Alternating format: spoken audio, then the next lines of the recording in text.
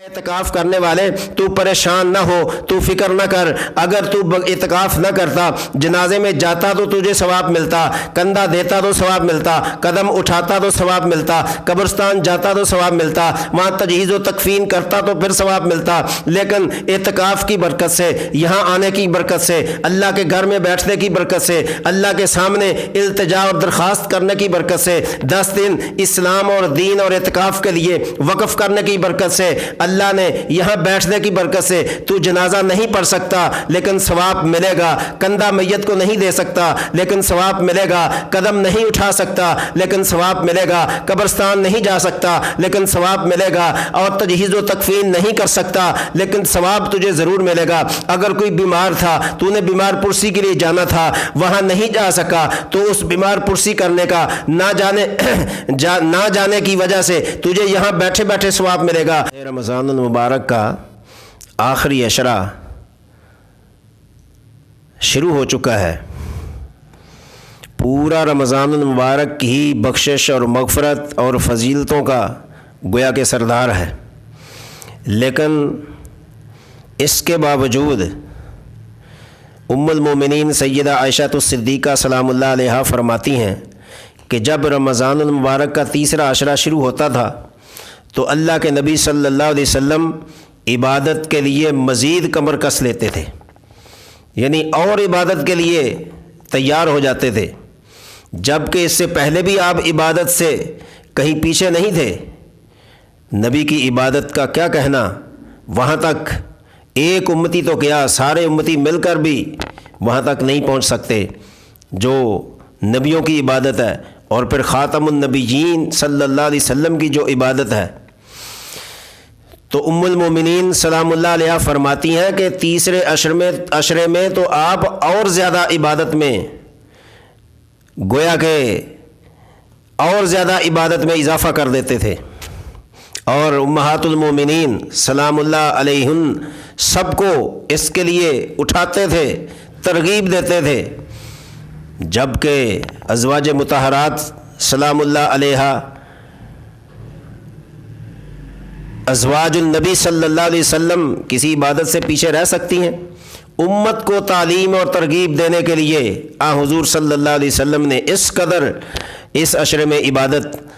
کرنے میں جو ہے نا زیادتی کی ہے۔ تو آخری عشرے میں پہلے 2 عشروں کی نسبت زیادہ فضیلت اس لحاظ سے بھی ہے کہ آخری عشرے میں 2 بہت ضروری کام ہیں۔ نمبر 1 کہ اعتکاف کرنا، نمبر 2 کہ لیلۃ القدر کی تلاش۔ میں ان 2 باتوں پر ہی مختصر گفتگو کروں گا تاکہ ہر مسلمان، ہر امتی کو اس چیز کا اندازہ ہو سکے۔ پہلی چیز ہے اعتکاف، آخری عشرے میں اعتکاف کرنا ہے۔ سیدہ عائشہ الصدیقہ سلام اللہ علیہ فرماتی ہیں کہ آپ صلی اللہ علیہ وسلم جب مدینہ تشریف لے گئے تو ہر سال آپ اعتکاف فرماتے تھے۔ ایک عمل میں نبی علیہ الصلاۃ والسلام کا مستقل عمل پیرا ہونا اور ہر سال اس کو کرنا، یہ اس بات کی بین دلیل ہے کہ اس کام میں ثواب تو ہے، لیکن ایک ہے صرف ثواب، دوسرا ہے کہ ثواب در ثواب، کہ ثواب میں ہر وقت زیادتی ہوتی رہتی ہے۔ تو اعتکاف ایسی چیز ہے کہ آپ صلی اللہ علیہ وسلم نے فرمایا یا تاکیف الذنوب، کہ اعتکاف کرنے والا یا اعتکاف کرنے والی ان کے گناہ اس طرح دھل جاتے ہیں یا اللہ تعالیٰ گناہوں کو دھو دیتا ہے کہ جیسے کپڑے میں میل کچیل ہو، دھل کر وہ صاف اور شفاف ہو جاتا ہے، اسی طرح انسان کی زندگی کے گناہ اعتکاف کرنے کی وجہ سے دھل جاتے ہیں، صاف ہو جاتے ہیں، انسان پاک اور صاف اور شفاف ہو جاتا ہے۔ تو سامعین محترم، جس چیز کی اتنی بڑی فضیلت ہو، ظاہر ہے اس کے کچھ قوانین بھی ہوں گے،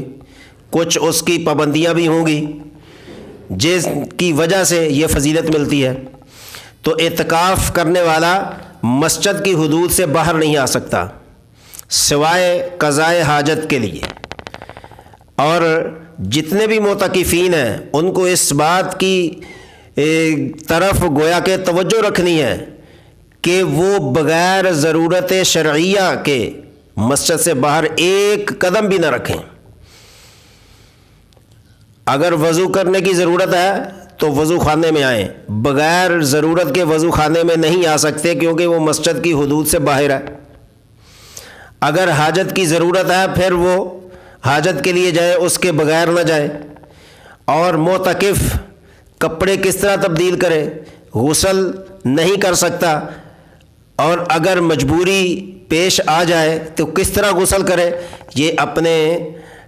متعلقہ جو امام صاحب خطیب صاحب ہیں مسجد کے، ان سے اچھی طرح سمجھ کر ان باتوں پر عمل کریں، ورنہ آپ کا اعتکاف جو آپ گھر سے جدا ہوئے، بیوی بچوں سے جدا ہوئے، ماں باپ سے جدا ہوئے، حتیٰ کہ اپنے گھر سے جدا ہوئے، مسجد میں آپ نے ڈیرا جما لیا، اللہ کی بارگاہ میں آپ نے دن رات وقف کر دیا، گویا کہ ایک قسم کا آپ نے در خداوندی میں دھرنا دے دیا ہے، کہ دھرنا دے کے بیٹھے ہیں کہ پروردگار اب تو جب تک ہمیں معاف نہیں کرے گا ہم یہاں سے نہیں جائیں گے۔ یہ منوانے کا طریقہ ہے، اللہ کی بارگاہ میں بیٹھنے کا طریقہ ہے کہ اللہ کی ذات وحدہ لا شریک سے ہم اپنے گناہوں کو یقیناً معاف کرائیں۔ تو اللہ کی ذات تو وہ ذات ہے کہ اگر اس کے سامنے توبہ کرنے کی شرطوں کے ساتھ ایک دفعہ بھی بندہ کہہ دے کہ اللہ معاف کر دے تو اللہ تعالیٰ تو پھر بھی اپنے بندے پر رحم کر دیتا ہے۔ تو چاہے جائے کہ 10 دن 10 راتیں روزے کے ساتھ انسان مسجد کو، اللہ کے گھر کو اپنا مسکن بنا لے اور وہاں دن رات بیٹھے، اور پھر اعتکاف کے ساتھ ظاہر ہے کہ انسان بہت ساری چیزوں سے جدا ہو جاتا ہے اور وہ نہیں کر سکتا جو بغیر اعتکاف کا کر سکتا ہے۔ مثال کے طور پر کوئی اس کا متعلقہ آدمی یا فیملی کا کوئی ممبر بیمار ہو جائے تو اس نے اس کی تیمارداری کے لیے بھی جانا ہوتا ہے، بیمار پرسی کے لیے بھی جانا ہوتا ہے، خدا نہ خواستہ اپنے محلے میں گاؤں شہر میں کوئی جنازہ ہو جائے تو جنازہ پڑھنے کے لیے بھی جانا ہوتا ہے۔ اب معتکف سوچتا ہے کہ اگر میں اعتکاف نہ کرتا تو فلاں کا جنازہ بھی پڑھ لیتا، اگر میں اعتکاف نہ کرتا تو فلاں بیمار تھا میں اس کی بیمار پرسی بھی کر لیتا، اگر میں اعتکاف نہ کرتا تو یہ ساری ضرورتیں میری جو زندگی کے ساتھ تھیں یہ میں کرتا رہتا۔ اب تو میں نہ جنازہ پڑھ سکتا ہوں، نہ تیمارداری کر سکتا ہوں، نہ کسی اور نیکی میں شامل ہو سکتا ہوں۔ تو اللہ نے فرمایا، اللہ کے نبی صلی اللہ علیہ وسلم کا فرمان ہے، اے اعتکاف کرنے والے تو پریشان نہ ہو، تو فکر نہ کر، اگر تو اعتکاف نہ کرتا جنازے میں جاتا تو تجھے ثواب ملتا، کندھا دیتا تو ثواب ملتا، قدم اٹھاتا تو ثواب ملتا، قبرستان جاتا تو ثواب ملتا، وہاں تجہیز و تکفین کرتا تو پھر ثواب ملتا، لیکن اعتکاف کی برکت سے، یہاں آنے کی برکت سے، اللہ کے گھر میں بیٹھنے کی برکت سے، اللہ کے سامنے التجا اور درخواست کرنے کی برکت سے، 10 دن اسلام اور دین اور اعتکاف کے لیے وقف کرنے کی برکت سے، اللہ نے یہاں بیٹھنے کی برکت سے تو جنازہ نہیں پڑھ سکتا لیکن ثواب ملے گا، کندھا میت کو نہیں دے سکتا لیکن ثواب ملے گا، قدم نہیں اٹھا سکتا لیکن ثواب ملے گا، قبرستان نہیں جا سکتا لیکن ثواب ملے گا، اور تجہیز و تکفین نہیں کر سکتا لیکن ثواب تجھے ضرور ملے گا۔ اگر کوئی بیمار تھا، تو نے بیمار پرسی کے لیے جانا تھا، وہاں نہیں جا سکا تو اس بیمار پرسی کرنے کا نہ جانے کی وجہ سے تجھے یہاں بیٹھے بیٹھے ثواب ملے گا، حتیٰ کہ دنیا کے جتنے نیکی کے کام تھے وہاں تیری نیت تھی جانے کی، اب نہیں جا سکتا اعتکاف کی وجہ سے، تو اللہ اعتکاف کی برکت سے ان سارے نیک اعمال کا ثواب تجھے یہاں بیٹھے بیٹھے عطا کر دے گا۔ اعتکاف کے لیے کرنے والے کے لیے کتنی بڑی فضیلت ہے کہ بیٹھا مسجد میں ہے جنازے کا ثواب مل رہا ہے، بیٹھا مسجد میں ہے بیمار پرسی کا ثواب مل رہا ہے، بیٹھا مسجد میں ہے ساری نیکیوں کا ثواب مل رہا ہے، اور مسلسل اس میں اضافہ ہو رہا ہے۔ تو اس لیے تمام معتکفین کو